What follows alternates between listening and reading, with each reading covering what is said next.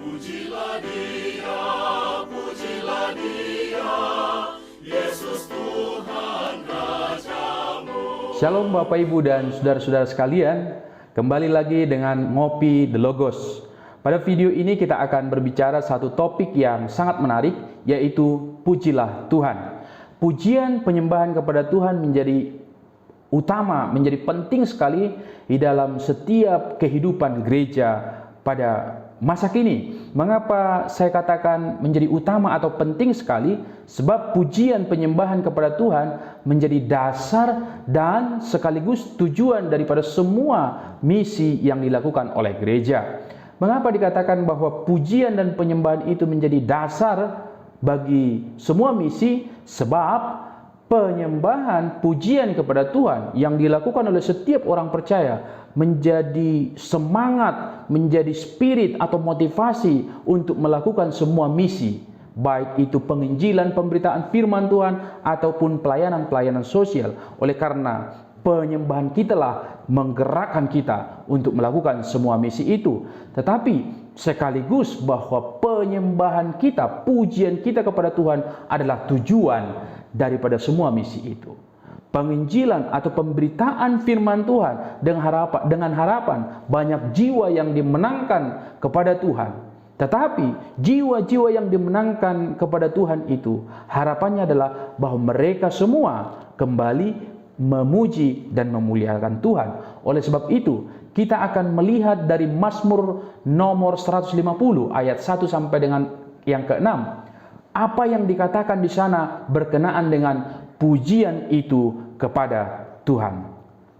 Saya akan membacakan bagi Bapak, Ibu, dan saudara-saudara yang menonton video ini, Mazmur 150 ayat 1 sampai yang ke-6, demikian firman Tuhan. Haleluya, pujilah Allah dalam tempat kudusnya, pujilah Dia dalam cakrawalanya yang kuat. Pujilah Dia karena segala keperkasaannya. Pujilah Dia sesuai dengan kebesaran yang hebat. Pujilah Dia dengan tiupan sangkakala. Pujilah Dia dengan gambus dan kecapi.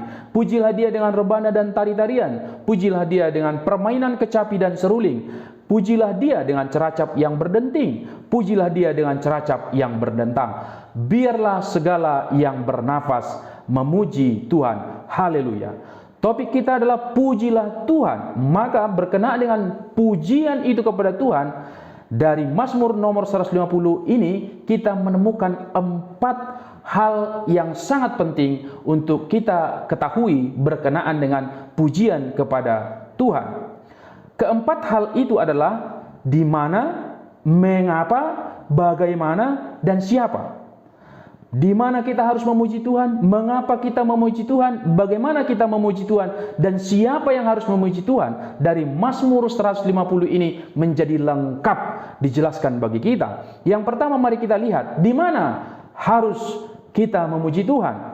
Dari ayat 1, baik bagian A dan bagian B, dijelaskan kepada kita ada 2 tempat. Dijelaskan kepada kita sebagai tempat untuk menaikkan pujian kepada Tuhan. Tempat yang pertama di dalam ayat 1a dikatakan tadi bahwa pujilah Dia dalam tempatnya yang kudus, dalam tempat kudusnya. Artinya, memang dalam berbagai tafsiran ada 2 pengertian yang diberikan kepada kalimat ini, yaitu tempat kudusnya. Ada yang mengatakan bahwa ini semacam dorongan atau seruan memuji Tuhan di Bait Allah di Yerusalem. Tetapi ada orang mengatakan bahwa tempat kudusnya ini adalah tidak lain dan tidak bukan bahwa sorga pun orang-orang kudus, baik malaikat-malaikat Tuhan, harus menyembah, memuji Tuhan di sorga. Dan saya lebih setuju pada konteks yang kedua ini bahwa seruan pujian itu adalah di sorga pun bahwa Allah harus dipuji. Sebab mengapa di dalam ayat 1b, tempat yang kedua sudah merepresentasi bahwa di bumi ini pujilah Dia dalam cakrawalanya yang kuat, juga harus dipuji Tuhan. Artinya apa? Baik di bumi ini maupun di surga Allah dipuji. Artinya apa? Pujian, tempat memuji Tuhan tidak lagi dibatasi oleh ruang-ruang sempit, tapi dimanapun Allah boleh dipuji. Di rumah, di tempat pekerjaan kita, di apalagi tempat-tempat peribadahan kita harus terbakar semangatnya untuk memuji Tuhan, sebab Dia layak dipuji. Bagian yang kedua, mengapa kita harus memuji Tuhan?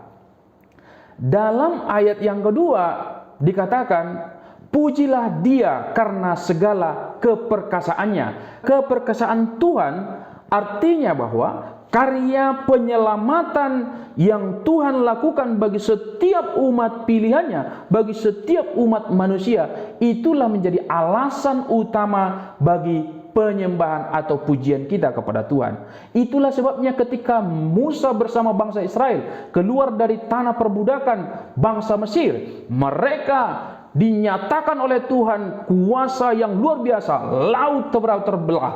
Mereka berjumpa dengan keperkasaan Tuhan di sana. Lalu mereka memuji Tuhan. Saulus yang berubah nama menjadi Paulus juga demikian. Ketika perjumpaannya di tengah jalan menuju Damsyik, Allah menjemput jiwa Paulus untuk dipakai melayani Tuhan. Maka ruang situasi apapun tidak pernah menghalangi Paulus untuk menyembah Tuhan. Kita ingat di dalam Kisah Para Rasul pasal 16 ketika dijelaskan bahwa Paulus dan Silas dipenjara pada tengah malam. Ini menjadi satu waktu yang tidak lazim sebenarnya bagi kebanyakan orang untuk memuji Tuhan. Tetapi Paulus dan Silas melakukan hal itu. Terpenjara waktu yang tidak biasanya, yaitu tengah malam, dengan lantang mereka memuji Tuhan. Mengapa? Karena mereka sudah berjumpa dengan keperkasaan tangan Tuhan yang luar biasa. Kita pun, mengapa kita memuji Tuhan? Oleh karena keperkasaan tangan Tuhan yang telah menyelamatkan kita. Itulah alasan kita mengapa memuji Tuhan. Nah, bagian yang ketiga dari Mazmur nomor 150 ini menjelaskan, memberikan pengertian kepada kita bagaimana pujian itu kepada Tuhan. Dua konsep bagaimana kita harus memuji Tuhan berdasarkan ayat 2b sampai dengan ke-5 ini saya bagi dalam dua. Yang pertama dikatakan di dalam ayat yang ke-2b, pujilah Dia sesuai dengan kebesarannya yang hebat. Sesuai artinya apa? Pujian itu harus berkesesuaian dengan kebesaran Allah. Di mana kita tahu kebenaran, kebesaran, sifat-sifat Allah itu melalui firman Tuhan. Artinya apa? Segala pujian yang dilakukan oleh gereja melalui musik dan nyanyiannya harus berkesesuaian dengan firman Allah, kebenaran firman Allah. Sebab orang-orang yang menyembah demikianlah yang dikehendaki oleh Bapa. Itu yang dikatakan oleh Yesus. Pujilah Dia. Penyembahan, setiap orang-orang yang menyembah Bapa harus menyembahnya di dalam roh dan kebenarannya.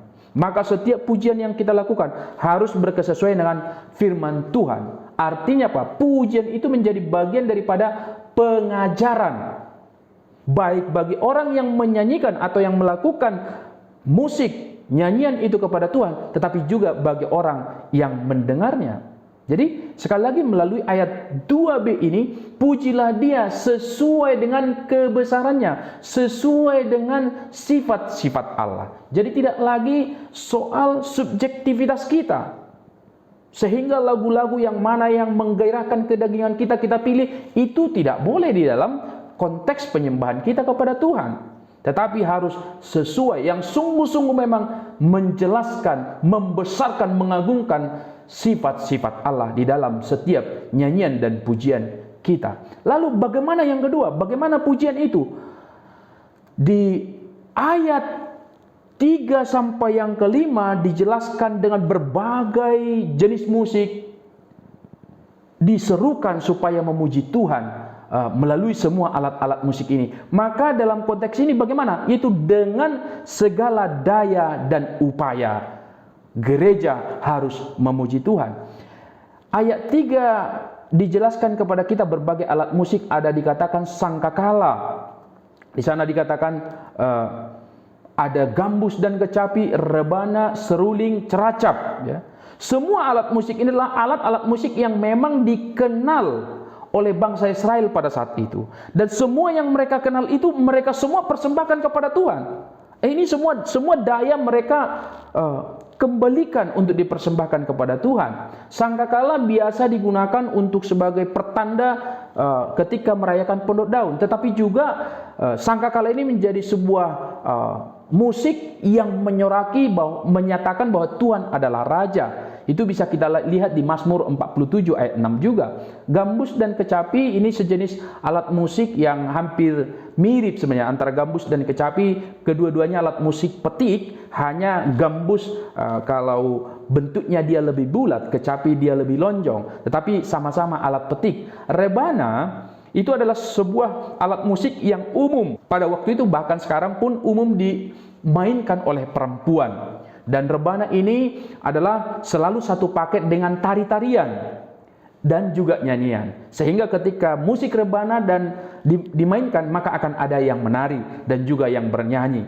Seruling ini menjadi biasa kita tahu, ya, mungkin bagi kita sekarang kita kenal juga ini, banyak kita jumpai di sekitar kita. Ceracap di sini menarik, dikatakan dalam ayat kelima, pujilah dia dengan ceracap yang berdenting dan ceracap yang berdentang. Ceracap ini sejenis alat musik yang dari plat-plat logam, lalu dia bisa dibunyikan. Dan pada kebiasaan peribadahan bangsa Israel, mengapa dibedakan dua ini? Berdenting ini artinya bahwa musik ceracap ini bisa dimainkan secara halus, tetapi berdentang ada kalanya juga musik ini dimainkan secara keras. Nah, itu menjelaskan kepada kita bahwa bagaimana pujian itu harus dipersembahkan kepada Tuhan. Bisa dengan gembira, bisa dengan semangat. Yang penting adalah tetap tujuannya untuk memuliakan Tuhan, tetapi ada kalanya dengan lembut. Nah, dari semua ini, sehingga seruan ini menjadi semacam puncak dari sebuah musik gereja sebagai pujian kepada Tuhan, bahwa semua alat musik dengan segala kemampuan yang kita miliki harus kita persembahkan kepada Tuhan. Harus kita persembahkan kepada Tuhan, bukan untuk menghibur jemaat, bukan untuk melampiaskan, memuaskan ekspresi seni semata dari setiap jemaat yang ada. Tetapi sungguh dengan segala daya dan upaya kita yang kita punya, kita harus memuji Allah dengan pimpinan Roh Kudus yang menggerakkan roh kita untuk lebih sungguh-sungguh memuji Allah, sehingga pujian itu sesuai dengan kebenaran, kebesaran sifat Allah. Mungkin pergeseran jenis-jenis musik sudah terjadi hingga sekarang. Kita semua persembahkan itu untuk menyatakan kemuliaan Tuhan. Ada kalanya kita mengekspresikan keperkasaan Tuhan itu melalui nyanyian yang bergembira, tetapi konteks tertentu seringkali juga bisa kita nyanyikan pujian itu kepada Tuhan dalam musik-musik yang lebih teduh dan tenang. Itu hanya persoalan konteks pergumulan kita dalam merespon setiap karya Tuhan dalam kehidupan kita. Tetapi segala upaya, konteksnya bagaimana, yang mau ditekankan di sini adalah semua kemampuan, semua daya yang kita miliki, kita harus persembahkan kepada Tuhan. Yang terakhir, dari Mazmur 150 ini, gongnya di sini adalah siapa yang harus memuji Tuhan. Bukan hanya pendeta, bukan hanya kelompok paduan suara tertentu yang memiliki mungkin tingkat musikalitas yang tinggi, atau hanya laki-laki, atau hanya perempuan, tetapi dikatakan di sana, biarlah segala yang bernafas memuji Tuhan. Rebana dikatakan ini menjadi representasi bahwa perempuan, kaum perempuan juga harus memuji Tuhan. Tetapi laki-laki juga, bahkan semua alat-alat musik itu umum dipakai kecuali rebana, umum dimainkan oleh laki-laki. Artinya baik laki-laki maupun perempuan, anak-anak, orang tua harus memuji Tuhan. Karena dikatakan, biarlah segala yang bernapas memuji Tuhan. Bahkan kalau kita baca Mazmur 148 ayat 1 sampai yang ke-12, dikatakan sana, hewan pun, alam ini pun, semua yang memiliki kehidupan di cakrawalanya yang kuat ini harus memuji Tuhan. Jadi siapa? Kita semua. Ketika kita hidup, itu artinya kita memuji Tuhan. Tetapi ketika seseorang tidak lagi memuji Tuhan, artinya dia tidak memiliki napas. Sebab apa? Firman Tuhan, biarlah segala yang bernafas memuji Tuhan. Maka kalau ada orang yang tidak memuji Tuhan, sesungguhnya dia sudah mati. Maka memuji Tuhan bukan lagi unsur sekunder di dalam kehidupan kita, tapi primer. Ini bukan soal musikalitas lagi, tetapi ini masalah hubungan kita kepada Tuhan. Di dalam semua karya pemeliharaannya, itulah yang harus menggerakkan kita, yang telah menghidupkan kita, harus memuji Tuhan. Saya dan saudara-saudara harus memuji Tuhan. Semua, bahkan alam ini harus memuji Tuhan. Apalagi kita yang sudah ditebus oleh darah Kristus, yang mewarisi kehidupan kekal, maka harus memuji Tuhan. Hidup adalah untuk memuji Tuhan. Ketika telah berhenti memuji Tuhan, itu artinya tidak lagi memiliki nafas, alias mati. Oleh karena itu, yang pertama, baiklah kita selalu dengan hati yang tulus memuji Allah, bukan karena kemampuan musikalitas kita, melainkan oleh karena kebesaran Allah yang telah menghidupkan kita. Tidak ada alasan sekecil apapun bagi kita untuk tidak memuji Allah dalam setiap hari-hari kita. Dan kiranya biarlah kehidupan kita ini menjadi nada-nada musik untuk memuliakan Allah. Pujilah Tuhan. Amin.